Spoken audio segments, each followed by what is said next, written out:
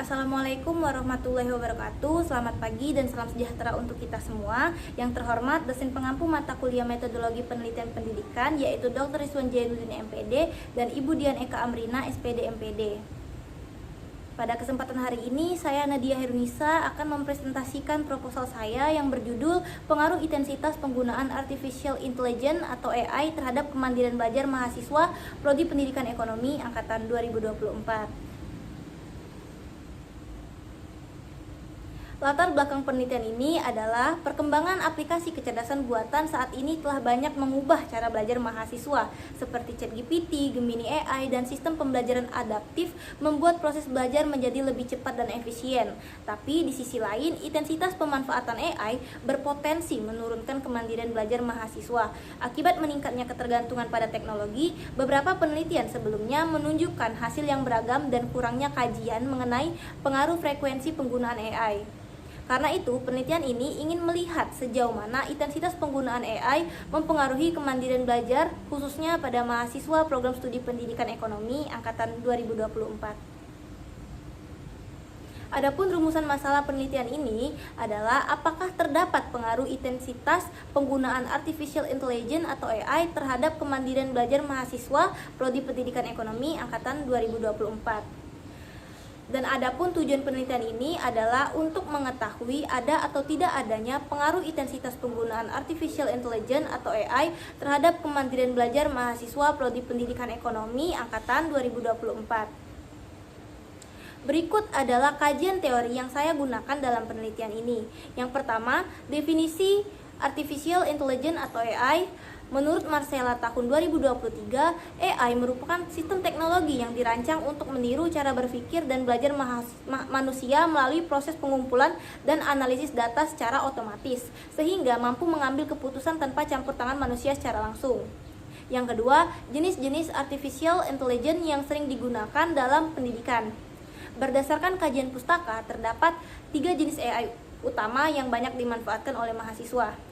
Yang pertama, chatbot atau ChatGPT, sebagaimana dijelaskan oleh Nabila dan rekan-rekan tahun 2023, platform seperti ChatGPT menjadi populer di kalangan mahasiswa sebagai teman diskusi untuk mencari ide, merangkum materi, dan membantu mengerjakan tugas. Yang ketiga, manfaat artificial intelligence dalam proses belajar. Kehadiran AI membawa banyak perubahan positif bagi mahasiswa. Menurut Haspari tahun 2023, AI berperan sebagai perpustakaan tak terbatas yang dapat diakses kapan saja, memvalidasi mahasiswa untuk mengeksplorasi materi di luar buku teks dan penjelasan dosen. Dan yang keempat, definisi dan indikator intensitas penggunaan. Nah, hasil penelitian Pratama dan rekan-rekan tahun 2023 dalam studinya mengenai pemanfaatan AI. Intensitas penggunaan diartikan sebagai tingkat keterlibatan penggunaan dengan sistem AI. Dalam penelitian ini, intensitas penggunaan AI diukur melalui 2 indikator utama, yaitu frekuensi penggunaan dan durasi waktu yang dihabiskan mahasiswa dalam berinteraksi dengan AI. Yang kelima, tujuan atau konteks penggunaan artificial intelligence oleh mahasiswa. Menurut Pratama tahun 2023, AI berperan sebagai asisten yang memberikan alternatif solusi atau struktur penulisan mahasiswa. Biasanya menggunakan AI untuk 3 hal utama, yaitu mencari informasi, mengerjakan tugas, dan pembelajaran bahasa seperti translate. Kemudian teori dari variabel kemandirian belajar. Yang pertama, ada definisi kemandirian belajar menurut Arifin dan Tiffin tahun 2024. Kemandirian belajar diartikan sebagai kemampuan peserta didik agar menjalankan peran yang aktif dan memiliki tanggung jawab dalam setiap tahap pembelajaran. Yang kedua, aspek atau indikator kemandirian belajar. Secara umum, kemandirian belajar dapat dilihat dari 5 aspek utama. Yang pertama, inisiatif belajar. Yang kedua, diagnosis kebutuhan belajar. Yang ketiga, penetapan tujuan belajar. Yang keempat, pengelolaan sumber belajar. Dan yang terakhir, evaluasi hasil belajar. Secara keseluruhan, kelima aspek ini saling berkaitan dalam membentuk mahasiswa yang mandiri, tangguh, dan bertanggung jawab terhadap proses belajarnya.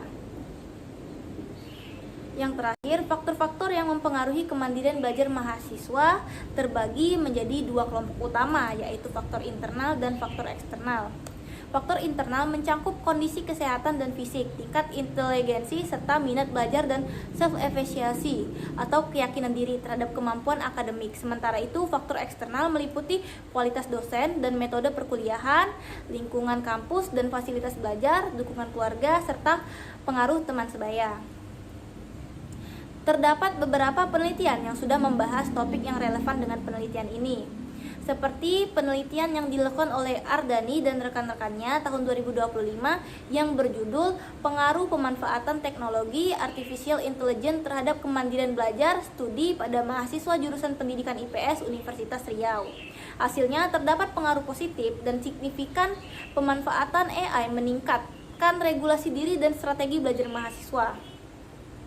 Kemudian penelitian oleh Syamsidar dan rekan-rekan tahun 2024 yang berjudul Efektivitas Artificial Intelligence atau AI pada Pembelajaran Sains dan Agama untuk meningkatkan kemandirian belajar mahasiswa. Hasilnya menunjukkan adanya pengaruh positif terhadap intensitas belajar, namun efeknya bersyarat pada kesiapan institusional dan literasi mahasiswa.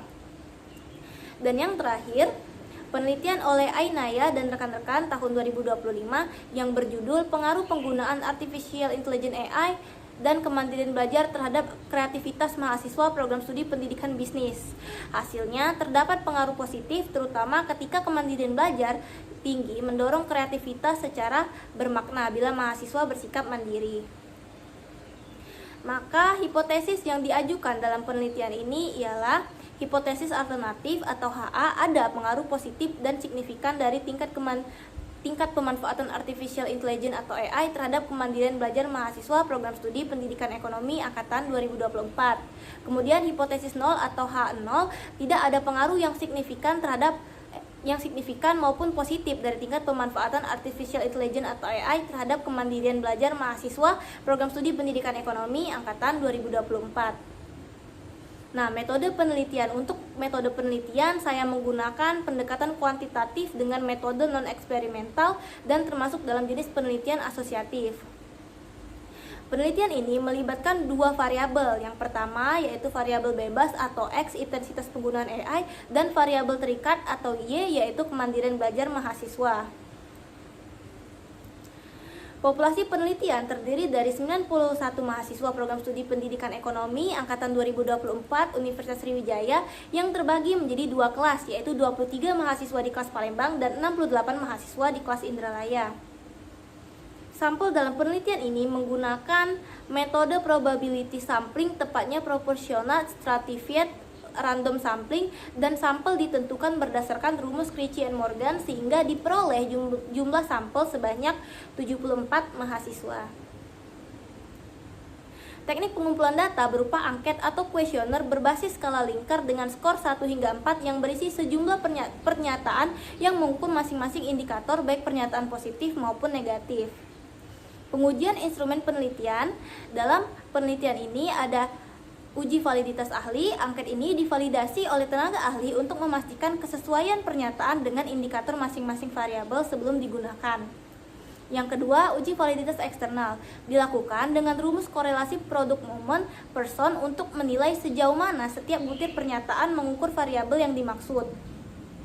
Yang ketiga, uji reliabilitas dilakukan untuk memastikan bahwa jawaban responden terhadap angket tersebut bersifat konsisten. Penelitian ini memakai rumus Cronbach-Alpha. Kemudian, rencana analisis data atau teknik analisis data pada penelitian ini menggunakan analisis kuantitatif dengan statistik inferensial untuk menguji hubungan dan pengaruh antar intensitas penggunaan AI dan kemandirian belajar mahasiswa. Yaitu ada uji normalitas dilakukan untuk menguji apakah data berdistribusi normal menggunakan rumus Shapiro-Wilk karena ukuran sampel penelitian termasuk kategori kecil.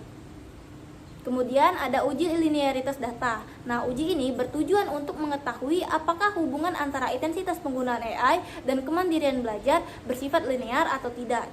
Penelitian ini menggunakan rumus uji linearitas atau ANOVA. Kemudian uji hipotesis dilakukan dengan analisis regresi linear sederhana untuk mengetahui arah dan besar pengaruh intensitas penggunaan AI terhadap kemandirian belajar. Terima kasih atas perhatian Bapak Ibu dosen. Sekian presentasi saya, lebih dan kurangnya saya mohon maaf. Saya sadar proposal saya masih jauh dari kata sempurna. Maka dari itu saya meminta arahan atau kritik dan saran Bapak Ibu dan teman-teman sekalian.